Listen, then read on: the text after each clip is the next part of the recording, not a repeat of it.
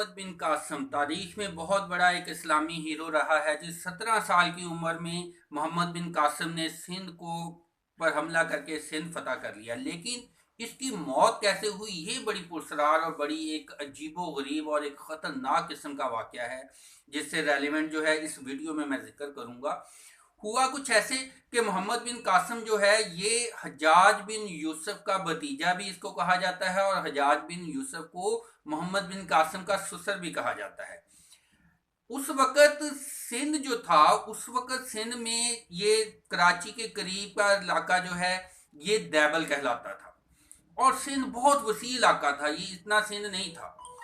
इसके ऊपर दो भाइयों की हुक्मरानी थी। एक का नाम राजा दाहर था। राजा दाहर ने अपनी बहन के साथ शादी कर ली, सगी बहन के साथ, और उसको नजूमियों ने कहा था कि ये जो बहन है, ये जो लड़की है जिसके साथ इसकी शादी होगी, वो हुकूमत उसको मिलेगी और वो बड़ा खुश नसीब होगा। नतीजे के तौर पे राजा दाहर ने खुद ही अपनी बहन के साथ शादी कर ली। जब इसके दूसरे भाई को पता चला, जो दूसरे इलाके का हुक्मरान था, तो आपस में इनकी ठन गई। लेकिन दूसरा भाई जो था जंग से पहले ही चीचक की बीमारी में मुबतला होकर फौत हो गया, और नतीजे के तौर पर तमाम इलाके की हुक्मरानी राजा दाहे के पास चली गई। अब ये जो इलाका था ये कज़ाक, समंदरी लुटेरे और डाकू इस किस्म के लोगों से भरा हुआ था। जो भी समंदर के रास्ते जहाज आते ये लोग उनको लूट लेते।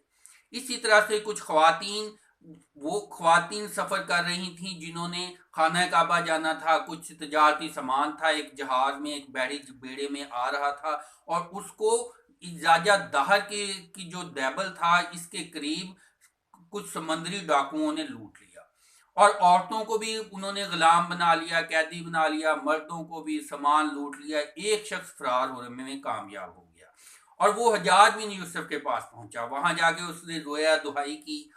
हजाज बिन यूसुफ ने पहले तो खत लिखा। राजा दाहिर जो है था उसने कुछ माना नहीं, खत को इनकार किया। नतीजे के तौर पे हजाज बिन यूसुफ ने मोहम्मद बिन कासम को एक फौज का जो सरदार जनरल बना के उसको सिंध पर हमले के लिए भेजा। और ये लोग जो थे, मुसलमान जो थे उस वक्त बड़ी ताकत में थे, सुपर पावर समझे जाते थे। नतीजे के तौर पर इन्होंने राजा दाहर को शिकस्त दी, और जो ज्यादा मशहूर चीज ये हुई कि मोहम्मद बिन कासम ने ऐलान करवा दिया कि कोई भी चर्च है, मंदिर है, उनके ऊपर जुल्म ज्यादती नहीं की जाएगी। उनको, लोगों को मजहब के मुताबिक रहने की आज़ादी दी, और चर्च और मंदिरों के वज़ाइफ जो है वो भी रख दिए, जिसके नतीजे में यहाँ के लोगों की नज़र में मोहम्मद बिन कासम एक हीरो बन गया, और उसका मुजस्मा लगाया गया, और उसको बहुत ज़्यादा मोहब्बत और इज्जत मिली। अब आगे मोहम्मद बिन कासम की वफात कैसे हुई इसके मतलब कुछ लोग तो कहते हैं कि उस वक़्त का जो हुक्मरान था सुलेमान बिन मालिक, उसने, या जो हजाज बिन यूसुफ था उसने, इसके चूंकि इसका असर रसूख बढ़ रहा था, इस बुनियाद पे इसको वापस बुलवा के कैद में डाल दिया, और कैद की सजाओं की वजह से इसकी वफात हो गई।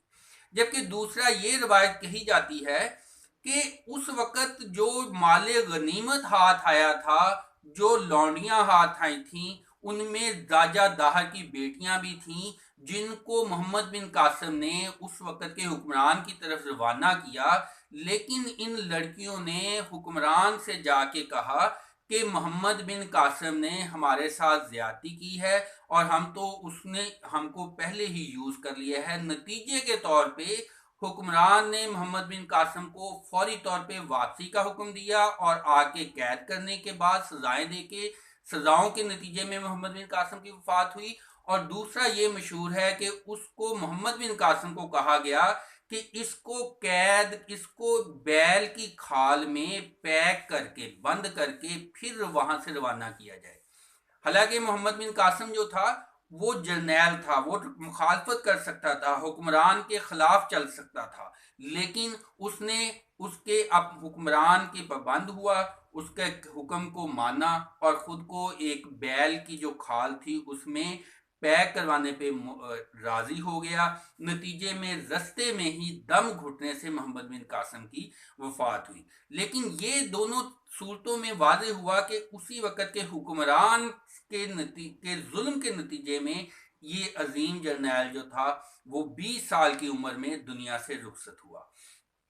बहरहाल तारीख जो है वो ऐसे वाक़यात से पड़ी है जिसमें जुल्म, नाइंसाफ़ी, ताकत और बेबसी सारी चीज़ें कुदरत ने इंसान के सामने ला के रखी। एक ही वक़्त में जो ताकतवर थे वो दूसरे वक़्त में बेबस भी हुए। एक ही वक़्त में जो हुक्मरान थे वो दूसरे ही वक़्त में तख्त पर भी उनको उनको तख्त पे के ऊपर जो है उनको फांसी भी दी गई और उनको तख्त से तख्तादार पर भी लाया गया।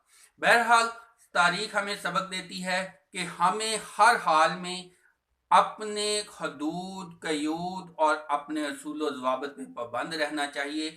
आगे जो कुछ भी है वो कुदरत के हवाले कर देना चाहिए और ज़िंदगी को, तारीख को और मुस्तकबिल को हालात के सामने अपनी ज़िंदगी का एक नया जहद जो है हमें उसको देनी चाहिए। दुआओं में याद रखिएगा। वीडियो को लाइक, शेयर, सब्सक्राइब कीजिएगा। Wish you all good luck.